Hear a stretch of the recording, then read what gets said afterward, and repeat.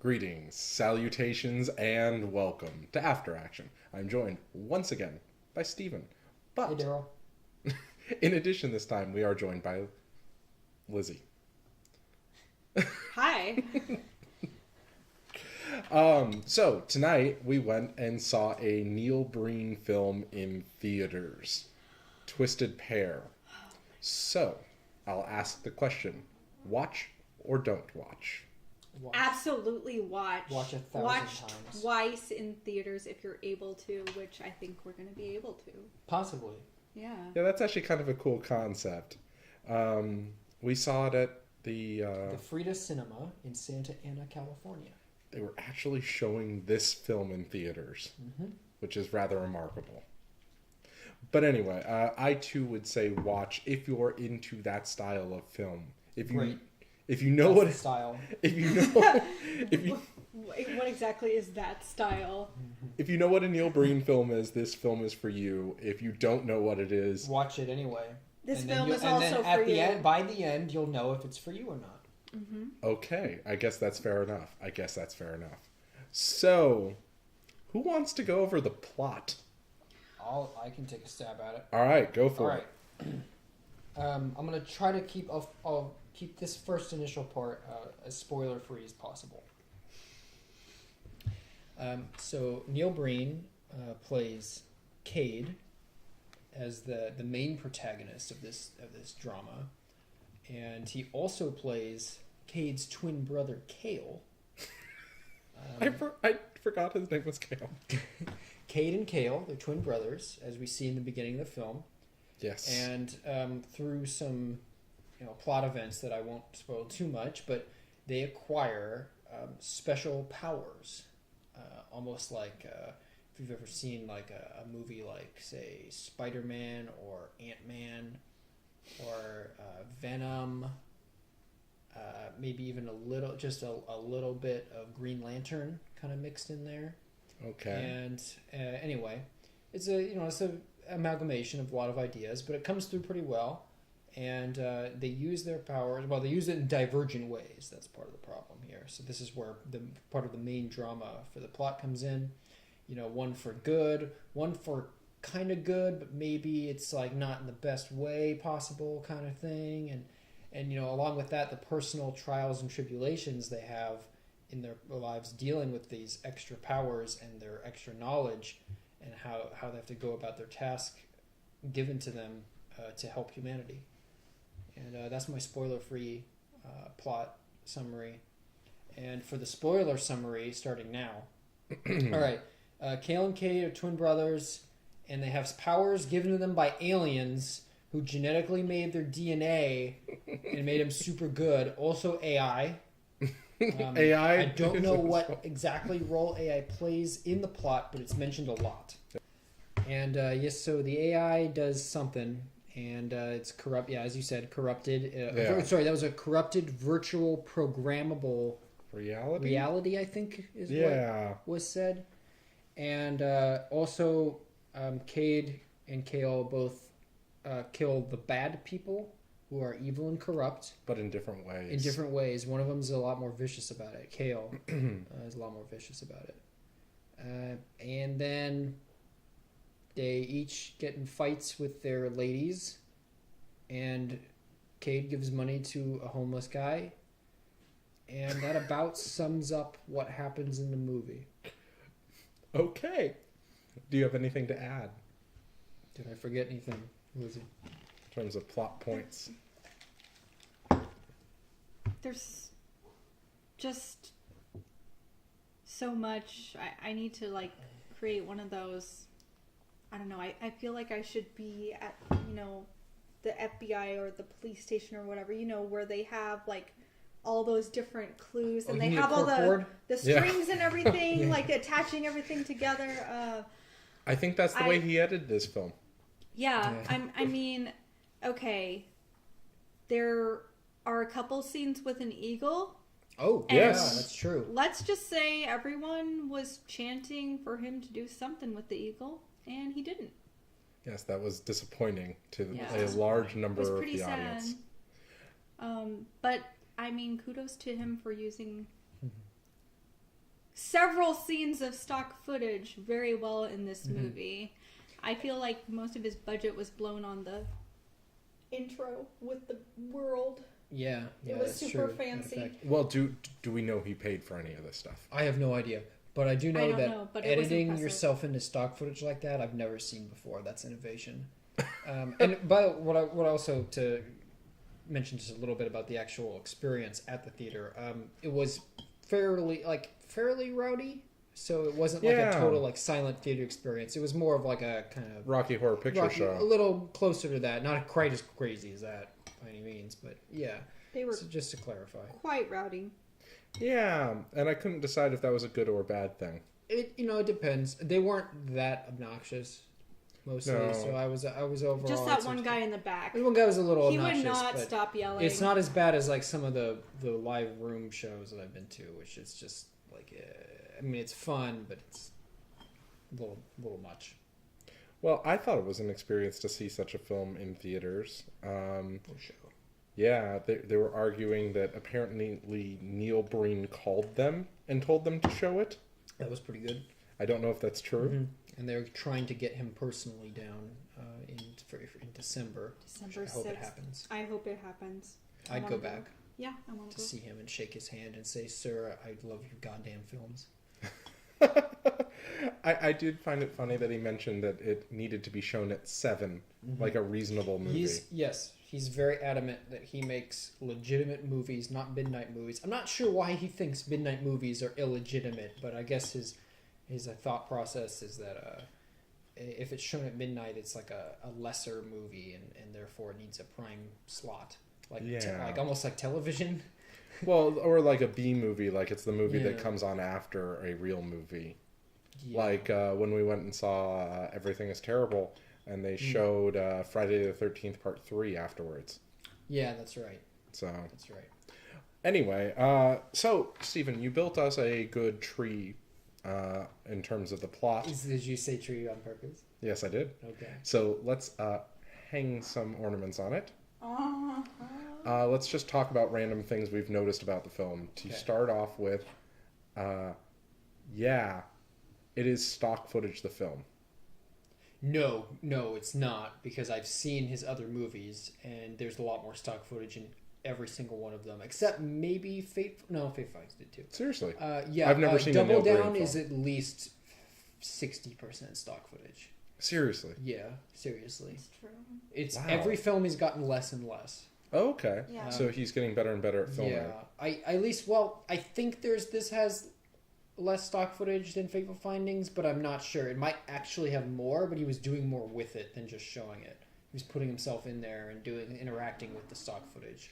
Yeah, the editing on this actually, like, in terms of special effects, was both impressive and not impressive. There's my favorite part of that was when he was doing his jump. He has these like jump powers for somehow, and at one point, he jumps up onto this building or these pipes into some building of some sort. I don't know what buildings is. What It's some sort of refinery. Yeah, refinery, I guess. And he jumps in there, and then it shows an up close thing of him, but he's just like zoomed in on that stock images like area of pixels, so it's like it's not up-resed or anything, and it's just this terrible resolution shot of him that's superimposed over, and it's just great. I love it. How about that building blowing up ridiculously early on in the film? Yes. We weren't even 2 minutes into the film, and this was happening, and I was surprised because after seeing the trailer, I thought it was going to happen towards the end. Yeah, And climax. there were so many explosions, and the building was not falling down, and then after he jumps off the building, then all of a sudden the building explodes and falls down. It was like there was some questionable mechanics going on there. Yeah. My favorite part about the many explosions in this movie, it's jam-packed with them, is that every explosion is the same sound effect, but none of them play like at the same time, so each one cancels out the other one. Like he didn't know how to make separate soundtracks for like each thing and plug them in, so it would just repeat the whole thing. and stop the other explosion. Remember, he had a co-editor on this, though, so maybe Neil Breen knows how He to do it. claims he had a co-editor. Oh. We don't know how much was that going guy's name was listed in the credits like at least 3 times for different Yeah, things. Yeah. I'm that pretty was sure helping he's him in with, some of the so, other ones too. You know. Okay. The name seemed familiar because it's a distinctive name. I gotta say, one of the most intriguing things about the film is when, in regards to explosions, he's like, "Oh, I can't be hurt, so here, let me go first. Let me go first." There's the military guys, and he's like, "Let me go first," and they have like already charged ahead of him. Then he's like meandering, like walking really slowly with this swagger, like presumably up towards them to go in front of them. It was. Yeah, and He walks slowly the entire film. He walks slowly and awkwardly. He does not. not run one time, and when he's waddles. creeping around, Like the Hamburglar. right, exactly. He's like walking like an old man. He is. Yeah. Because he is. I mean, he's an old man. And he's partly melting. Partly melted? He's partly melted. Let's be real. That's what he kind of looks like melting candle. Oh. He's very purposeful about it. Yeah. Yeah. So let's talk about these military men. They're It's good because I wanted to, and I lost my train of thought before. My God. Oh, are you talking about the ones in the beginning or the ones towards the end? The ones in the beginning first. Okay. Yeah, that footage from that like Go Army commercial or whatever he was using. It frankly, I'm gonna sound maybe Wait, like what? Yeah. That was footage from a commercial. Or something. Yeah, It wasn't from. He did not film those guys though. That was on definitely the from inside of something that else. building. Yeah. The one in the building. Mhm. Yeah, that's That's why I kept pausing like that because he was that was footage from something else. that's what I wanted to bring up. This man has the ability to press the pause button, and he uses that ability liberally throughout this film. Yeah, Oh you can my pause God, it I didn't like even Dio realize Brando. that was what was happening. I mean, like when it went still like that, I just thought. People just stood I still, just thought that's like in the the way other he movies. was edited. Right, exactly. Yeah. It is a step up because in his other movies he stopped time before, but people just stand there like for real. Yeah. And then they'll be like still like cars moving in the back. It's great. Yeah, I thought the time just froze, but then I just thought he figured out how to like actually freeze. Maybe he was just them. moving really quickly. No, It's unclear. he told them to stop. Oh, that's right. Yeah. Yeah, you're right. Sorry. Yeah, like he was very clearly, stop. I'll go first. You will not be harmed. Yeah. And then explosions follow behind him, which implies That he was the one doing it. It was, Yeah. It's very Mhm. and you're not clear as to who they're fighting. They're just soldiers fighting the bad guys, man. Yeah, what bad guys? Probably the later soldiers we saw too, the evil soldiers What's in that black guy's and gas name? masks. Luke's? Luck? Crooks? Crooks? Crooks. I think it was Crooks. You've Crux? totally lost me. The diamond The guy. dude with Oh, the yeah. pink sunglasses, Crux. and he's young, and then he's old, and he's always on the phone, and he's very boring. Yeah. Yeah. And his voice is modulated to all the hell In real life. in real life. Yeah. Yeah, that's another thing. The diamond guy. What? He was the mastermind behind the evil plot to control the world through cyber technology and genetic modification And programmable matter. and programmable matter. Programmable memory. Oh, gosh. Brain hacking. And as a character exclaims very loudly, "This is serious." Oh, gosh, that boardroom scene. Oh, man. It's a pretty poppin' boardroom scene. Birdemic Shock and Terror does have a better boardroom scene, but that boardroom scene was pretty poppin'. What does that guy put on the table when he's like, I don't yes, know. the Department Oh, of Homeland those were gas Security masks. is on this. Oh, that was the gas mask Yeah, again? it was 3 I gas could not masks. tell what that Reincorporation. was at the time. I Yeah. thought maybe they were I wigs thought or it was- something. yeah, I but thought it then was wigs later too. on in the movie, the one guy picks up the gas masks, and I'm like, were those gas masks? That was earlier? crazy. Yeah, Yeah. I didn't know what those were. There was That only freaked 2 me of out. them. I don't know why there was only 2. He puts them down and goes, the Department of Homeland Security is prepared. Yeah, okay, that makes more sense. Ah. All right. Yeah, well, they weren't prepared because then those other guys stole those gas masks and were using them in Additional Israeli gas masks. I guess Russian so. gas masks? I don't know. I was too flabbergasted to pay that close attention to the gas masks because there were like 4 guys doing like Rainbow Six cosplay going through. They actually looked like the basic recruit, like generic recruit character from Rainbow Six Siege. So it was perfect. What was up with the guys in the chairs, in the suits, with the fedoras? Were those fedoras? I don't know what a fedora is. So, okay, all right. This is me speculating. Okay. But I think the implication was that those weren't really them. That was like holograms from the programmable virtual reality that those guys we saw the VR masks on. Those guys. That's think what the implication was. Why that mean Crux looked like an old guy for somehow I don't know. But I was like, is this the future? Yeah, it was kind of it seemed like that was a possibility for a bit there. It was very odd. So, on the subject of programmable matter, why exactly did Crux turn the lady fairy into diamonds? Is that what happened? Is that what happened? Yeah. I thought they did not make that clear. That's what the close-up of the shoes were for. I mean, I saw the diamonds in her shoes after she clapped 3 times like Dorothy, but I don't... She was turned into diamonds. At least that's what I thought it was being implied. I mean, I saw that happen. I just didn't think that means that... Is that where he got all of his diamonds? No, I feel like I the was hell were watching those a shoes, different by the way? movie. Yeah. Guys. Those you shoes were because it played his Neil Breen's other movie in the movie. It broke new ground. It was super meta. It was so meta. What I just saw he had some superimposed glittery effect around the shoes, but I could have totally missed the fact that they were covered in diamonds because I was probably so busy, so focused looking at the ugly shoes. They were really bad. They weren't that bad. They were real bad. They were bad. They were real bad. But, Take it from a woman. I do want to also approach this movie as a really interesting and intricate window into schizophrenia. Fair enough. Okay, explain. Neil Breen is insane. Yes. And I think this movie would be a great study for any psychiatrist to find out what makes the darkest parts of the human mind tick. So I've heard Neil Breen described as the man who makes the same film every 3 years. Is that true? More or less. They all have kind of the same thing going on for the most part.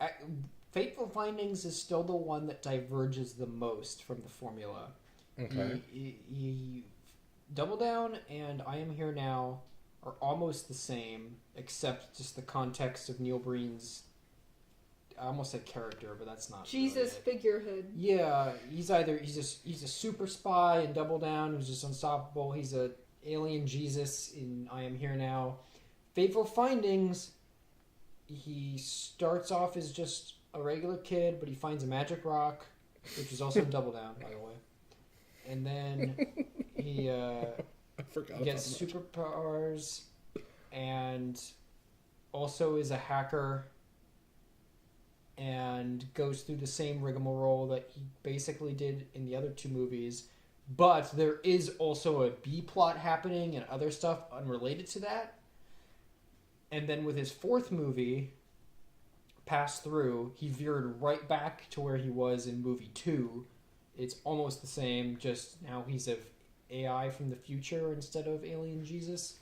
And then here he's still trapped in that same territory. He's just kind of shifted the context slightly. Pass Through was definitely the least entertaining Neil Breen film for me because it was just so it was pretty boring. Yeah, right. It was pretty boring. Like a lot, almost exactly like that second film. The second one, yeah. Now, I will say this about Neil Breen's filmmaking craft. He made an audience of 150, 200 people. Somewhere around there. Very, very happy. Yes. Yeah, absolutely. He brings joy to the world. I don't think there was anyone who left disappointed. Yeah. How many filmmakers can actually say that? Seriously. Seriously. Not a whole lot. You could say that Neil Breen is like the Santa of indie films. Okay. How so? Just makes everyone happy. Okay. Yeah, pretty much. That's what He I comes from wherever his workshop is, where his elves, which is really just him, but he puts Elf Co. on all of in his credits that you know that it was his elves that made his special movie. But then Everyone explains gets happy. that in the credits. Yeah, okay, so for some context, people aren't familiar with this. In every single one of his movies, in the credits, for different things, like from like set design to catering to all this, he has companies listed, but then at the end explains that all of those companies weren't real and is just him. Yeah. Yeah, Why? he has a little disclaimer there. Any company you see in these credits with a B or N in the name is associated with Neil Breen Like films. Eat and Eats, I think, was one of Yeah. them. Is that to pad for time? How long was this film?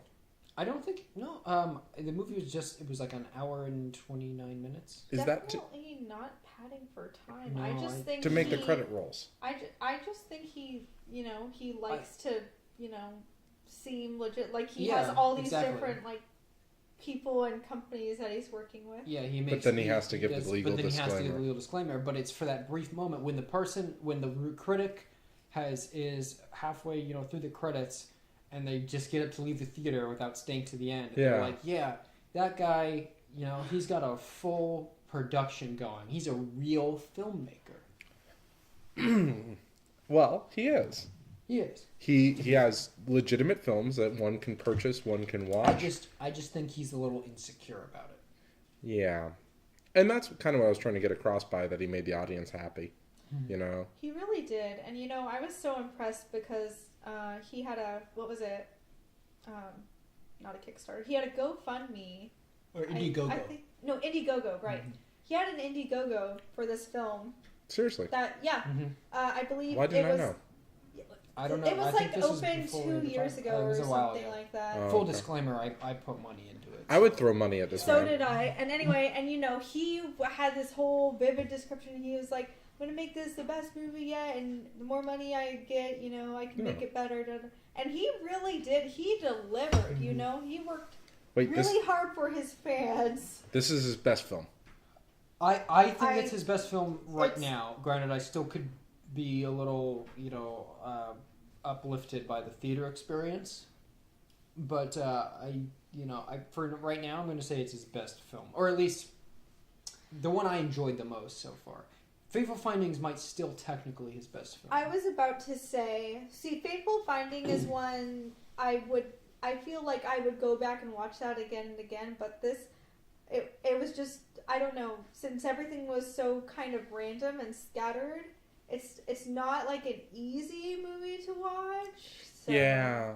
But it was certainly very much worth the ticket. and I really think this is entertaining. one I'd watch multiple times. On Double your Down. own? I mean, I would watch it again, yeah. not right away. you Yeah, know? sure, not right away. Right. Double Down, I have no desire to watch Double Down again. I would bring this to a party for people Yeah, to watch. totally. I don't think I would watch it alone. Or I'd maybe watch- I'd not watch with one other person even, unless they were a B-movie connoisseur. I mean, I'd watch this alone if I was like had nothing else going on. I'd be like, yeah, you know what? I want to watch a movie. What did I watch? And if I saw Twisted Pair sitting there, I'd be like, yeah, totally. I'll sit there and watch this on my own. I'd do the same for Fateful Findings. Okay. More the than other- Love the other Lines? Three, the other three, shut up. I don't want to talk about Love Lines anymore. Sorry. Yeah. Okay, so a couple more things to point out. Neil Breen transcends human in this film and becomes a... Why are you just saying in this film? because I haven't seen the others. He becomes... What did he call himself? Humanoid. And during the film, I think he said, I don't think he knows what that word means. No. I would have to agree with you. Yeah, I don't know. I think it was Jason who said that, but yeah. Oh, sorry. It's fine. Somehow all of his human essence is taken out of him, and he is humanoid. He's an advanced humanoid. and he kind of has that brain transplant going on. I don't know what that was. That was super weird. It looked like the alien was like or whatever thing was gonna put the brain into him. Brain helmet onto him, and then it was weird. And then it was back on the. That's what I think when he was talking about cybernetic enhancements to himself.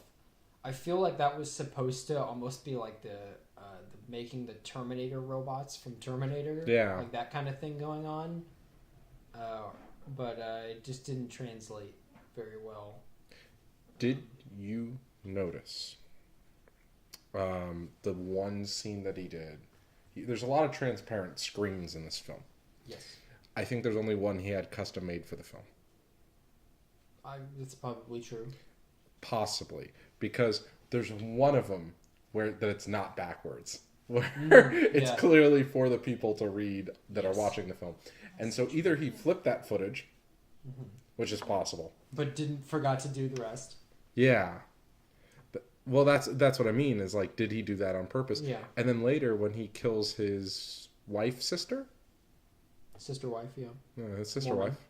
When he kills her, that entire scene is backwards for some reason. Yep. Why? It's backwards? Yeah, the image is flipped. Mm-hmm. It's mirrored. Yeah, he mirrored it. For some reason. How did you know this? The words in the background are backwards. There's posters. Posters, yeah. Oh, I was so focused on like who was gonna shoot who first. I didn't even pay attention to that. Well, you were so engrossed in this riveting plot that you didn't see. I was like okay. Right. God, I that's noticed good. No, that's man. good. I'm saying this as a positive for Neil Breen. So why was Neil? Well, I guess he wasn't. I was going to say why was Neil Breen afraid of the gun, but I guess he wasn't because he's bulletproof, right? Immune to bullets? Why does he even have a gun? He has all these superpowers. He is the weapon. He even says earlier in the film, like that lady from whatever, the lady who like on whatever mission or whatever. Emma. She's like, don't bring. Might as well be. She's like, and don't bring a gun, and he was like, fine. And then he's like, I don't need weapons. I am the weapon. He says that multiple times. Yes, he does. We see a lot of the footage and a lot of the lines reused. Yes. Why? Artistically. Okay. It's a very artistic movie, deep thoughts and conversations in use of film and sound. I do want to say, how great was it when that shot of the private jet flying through the air? Oh no! No! And the previous shot before that, where he like edited himself in what I think might have been like a promo gif or something for some kind of airline seller. I don't know. Oh, you mean when there was the flight attendant? Yeah, that wasn't. Yeah. That was not. He was composited into that. No, he was totally there. She seemed like a flight attendant. She just seemed like some random woman who was that's why I think it was just a promo or something that was made for some flight company, or either a manufacturer or maybe some kind of just short, plane flight, whatever. And very probable. He just put himself in it because he's like, this has got a hot chick in it. Audience like it with that. He did that too with the awkward girl beckoning him to the void. That was weird. Yeah. I don't even know what happened. I think that was for... That was real... that was beckoning Kale, I think. Yeah, it was Kale. The one with the beard. Yeah, beard guy. But we didn't even see who it was. Yeah, she shows her... trying to piece it together. It was back that we saw the hoodie. Oh. Yeah, we saw him from the back. It was a hoodie. That was it was when he was wearing like that long coat. And she gives him the rose, and then he goes back out and drops it. Yeah, and by the artwork. We never find out who it was, but That wasn't artwork, it was a bike rack. It was artwork. And here's the thing. It was a bike rack. We never once in the rest of the movie see Kale or Cade wear that coat again. Cade has this other black coat that he wears, but it's not as long as that one. This is true. I don't know. It's just like a weird unsolved mystery. It's a metaphor. I'm still trying to figure out like what Yes, but a metaphor for what? If I can't even figure it out. It's a metaphor for the inner conflict of the indie filmmaker. between being an artist and a businessman. And going to the red light district as being a businessman? Oh, yeah. Or It was definitely is the red going light to the district. red light district being the artist? If you're a Tokyo businessman. What was the thing that someone yelled out? Was that a mistake? Oh, that was me. That was on the that was on the weird edit when With the when on Kale the broke bed. up with his girlfriend. I don't even know how to describe that edit. on That this was podcast. so... Yeah. That struck me as a mistake. not, Yeah. That really seemed like a mistake. Because it didn't seem purposeful, like, God, what is it? Do they do that in... Well, I'm sure... Maybe he does that in some there are other movies. weird edits in Whatever. his other movies, but And This seemed it like a also mistake. made me think of, like, The Room, I believe, has a couple edits like that where it's like... there are odd things going on. But that was aggressive. I feel like that's a mistake. However, to give him the benefit of the doubt, it could have been an emphasis on the impact that breakup was having on Kale.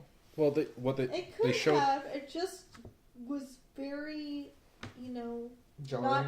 Yeah, exactly.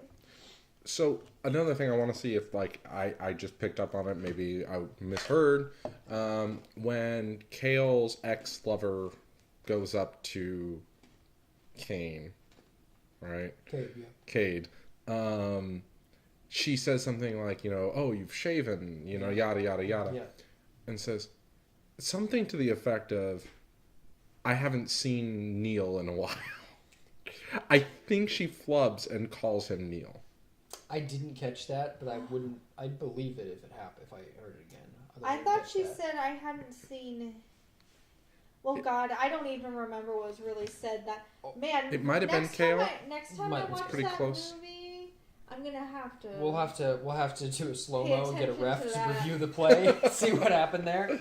That was, I also want to point out, I think even Lizzie pointed out in the theater, that was a totally different actress than what was in the previous scenes from that character, so I don't... Yeah, it's I don't like, know. I don't know, maybe the other girl actually got addicted to opioids and cocaine and whatnot as a result of making this movie, and so then he had to get a stand-in.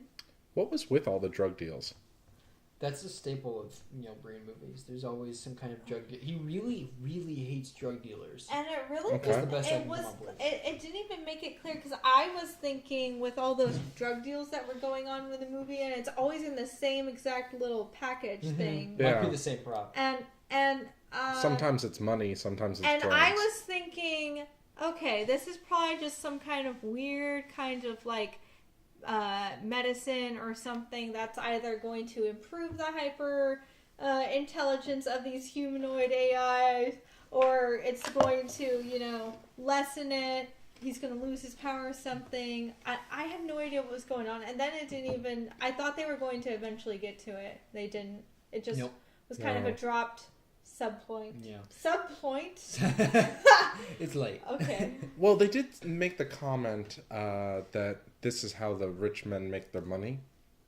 Yeah. It's through the Well, drug deals. those in the very beginning of the movie, those corrupt CEOs they spilled their guts out. Everything they did, Oh my which God, was I forgot. every crime. I forgot about that. There was no crime that they haven't committed. Oh God, perjury and stealing money from charities. And... That's my favorite. So it's not that they embezzled money from their own companies they Yeah. run. It's they stole money from charities. Yeah. Just that extra icing of evil. Well, I will give Neil Breen this. Okay? For continuity. Remember, our not antagonist, but anti-hero, Kale, Yeah. shoots these lawyers and businessmen in the shoulder. Yeah. Later on, from that point forward, they now have a blood pool on their shoulder. Correct. I thought that was a neat bit of continuity. I did not That is- expect. That's a good. I admit I was a little shocked when I saw that they had blood splatters on there. Less continuity, at least in regards to realism, is that shoulder wounds are very serious. Yeah. You really can't just shrug them off like that. But it's a movie. Maybe he's using residual humanoid powers to keep them alive, It's possible. to torture them Yeah, for reasons. could be. Yeah, that was a plot point that I kind of glossed over earlier, but just to say, Kale was kicked out from the alien school early. Yeah. I don't know why. They didn't explain that. They just said he was different. We were the same but different. Mm-hmm. But they did love their dog. For those of you... I don't think it needs to be said. No. Because there's just a little power weirdness going on because it's very windy. Indeed. What about the humanoid head in the background with the glowing eye? Yeah. That, like, plaster head. Yeah. What do you have to say about that? Why? What is it? What does it mean? Well, I think it's the aliens watching over Cade and Kale. Okay. And it only ever appeared when they were in the weird, not real forest. Yeah, the astral Makes plane. me feel like, well, I'm not sure if it was the astral plane as much as it was just the virtual reality thing. That's possible. I think that's what was happening. That is possible. Like some kind of stasis when they were, retaken back aboard the alien ship for some reason. What about the two moons? I think I'll say what I said at the time about the two moons, which is, don't ever talk to me or my son again. Okay. But why doesn't the two moon thing continue throughout the film? Is two moons like just a symbol of the brothers, or is it like... Is it a symbol of the love he has for this woman? Is it in all of his films? Why is one moon bigger than the other? There's a lot of things that we could speculate about why there's two moons. That does feel like a deliberate choice. Like he was like, yeah, I'm going to put two moons here. Yeah. What exactly it means, I can't say right now. I have to put more thought into it. And maybe then I could eventually have an answer. But for now, I just have to say it was great. Did you think he shot all the scenes at the college on the same night? Probably. No. Yeah. Oh, yeah, actually, they did notice that some of the scenes are windy, some of the scenes aren't. That's true. Implying there was at least two nights. Yeah, there's some probably of at those least scenes two. were actually legitimately windy, not just where he went and got a fan. Mm-hmm. There was the joke made that maybe he's the janitor there, and that's why he had unfettered access to it at night. Yeah. There's also a shot on an elevator where, so it's supposed to be like, where you have like characters get in the elevator and then it'll cut to like whatever floor they're supposed to be getting off and it'll open. They'll be like, oh, like they were doing something there. But he didn't actually go to any other floor, so they just close and open on the same floor. But he still tries to pull it off like it was the effect. Yeah. Didn't even like have a fake cut to like seal it. It was just amazing. Yeah, I was like, oh, okay. Yeah, I thought they just Are you got not going in there. anywhere after all? All right. It was very interesting, and It fooled me. I'm pretty sure he was standing on a crate for some of those shots because he looked absurdly tall compared to what he looks like in the rest of the movie. I mean, he is tall. What? Tall? Is he? He is I don't tall. think so. I don't think he's that tall. I don't I think... don't think he's like short, but I don't think he's that tall. I think he's pretty average, at least from what I can tell. But I don't know. Maybe know. it's those long legs. he might be doing some kind of trick photography, like forced perspective, like Lord of the Rings. Come to think of it, it's a lot like Peter Jackson's Lord of the Rings films. Well, so this is his first film that's going to be in a series compared to the others? Apparently. I guess so. Yeah. Kate Altair Well, do we will want to? return. Do we want to? Maybe we should save that for the end, or are we about to the end? Do you think we can We're almost done, except I did want to bring up two more points. I really do want to talk about the fact that it was shot on a college. Okay. And Let's do that now. All right. We have another one. So it was shot on a college. Yep. What college? Nevada State College. Yeah, Nevada State College. Probably some sort of community college in Las Vegas. Yeah. Assuming. And it was all shot like in their library. Most of it in the library, some in the computer lab. Oh, I thought that might be part of the library. Oh, and that building at the beginning was the student union. Well, they were also in the part of the science lab, so that's That- probably that, and the computer lab is probably a separate building, science building. Yeah. You're probably very What right about scenes that. were shot in a library? It didn't seem apparent to me that there The was any. back of the student union was a library. They didn't make that apparent. No, they weren't. They were trying to not have it appear to be a library. That's why they had the little meeting rooms and stuff like that, because it's a community or college level, a library. Nevada State College. It is a 4-year. It's located in Henderson, Nevada. I think it's their student union because He when did think Henderson, so. Yeah. Oh, that's true. He did. when he was shot from the outside, you can see the word union on the inside of the building, but when he was inside, that was gone. So I assume he edited it out, and I also assume that's partially why the camera was locked down, so he could mat that and cover it. I will say his matting ability was pretty decent. It was pretty good. The- And yes, Henderson is a suburb of Las Vegas. Yeah, you can see city lights in the backgrounds of some of the stuff. It's also weird how good that eagle thing was. Like, in terms of, I couldn't do that. I couldn't edit a person into an eagle scene. Into a slow motion shot from like the Nature Channel of this Yeah. eagle or I- whoever it was. Hawk. I don't know. Probably if I knew how to use different tools, I don't know. I mean, I'm sure if you. Whoa! Yes. Yeah, Your it's house been is happening haunted. occasionally.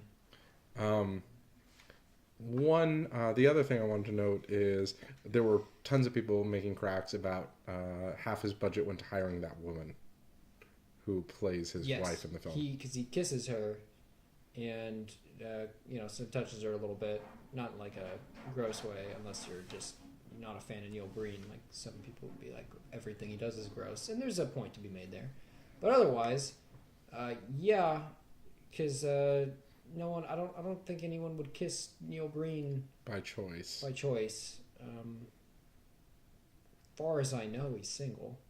So if any ladies want to date a indie filmmaker, a very successful one, or about to be very successful, find out Neil Breen, Las Vegas realtor.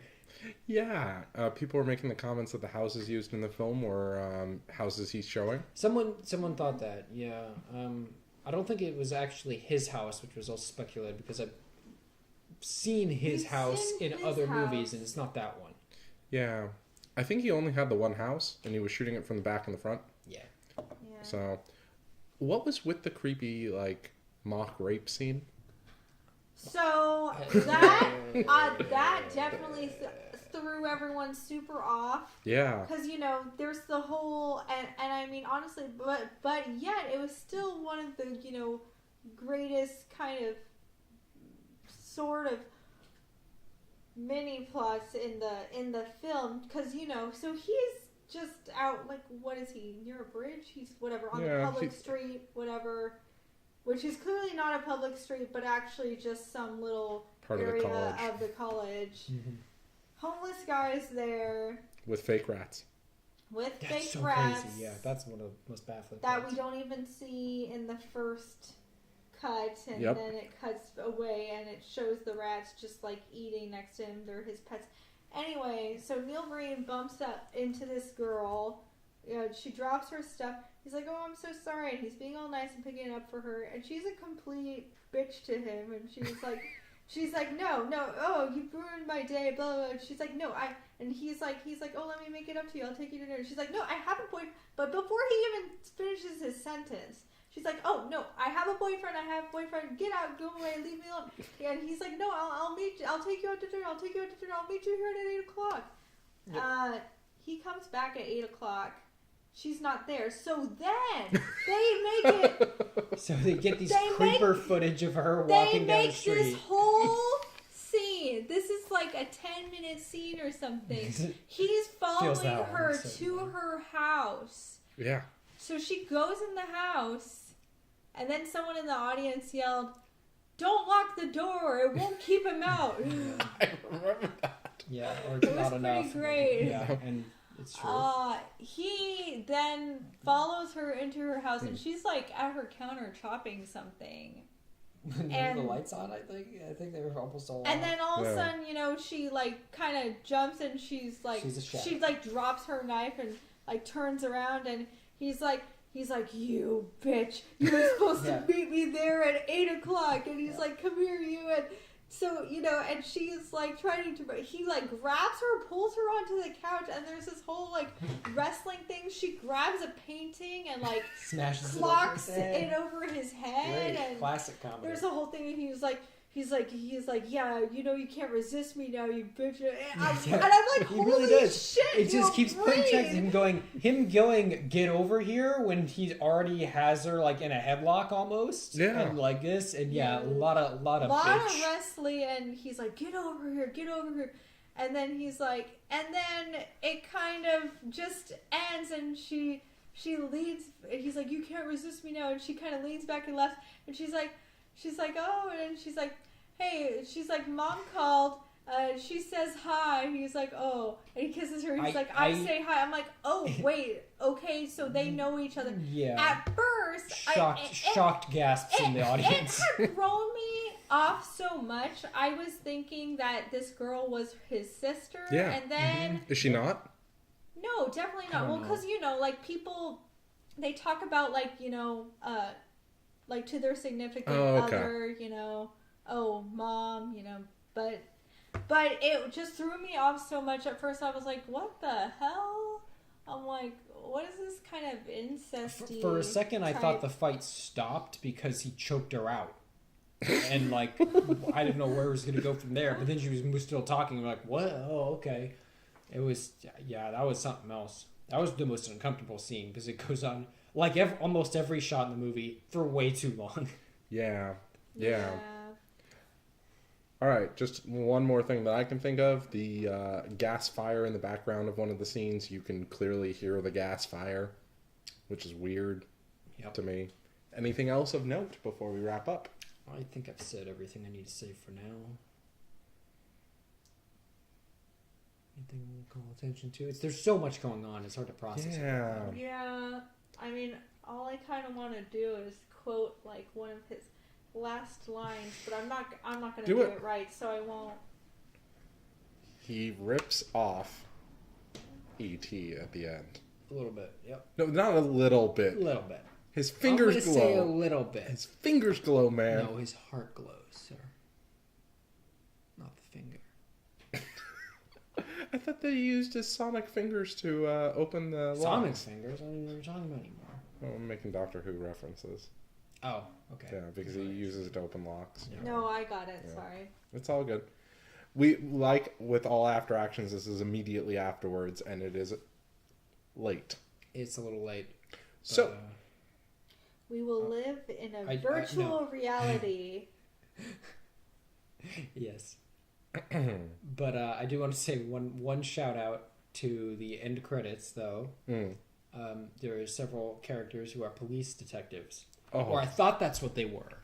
But no, because according to the credits, they're detectives. The same word 3 times. All misspelled. Remember, no animals were harmed in the making of this Neil Breen film. Thankfully. Just people. All right. Thank you for joining us on this adventure. And until next time, see you. Bye, Daryl. Out there.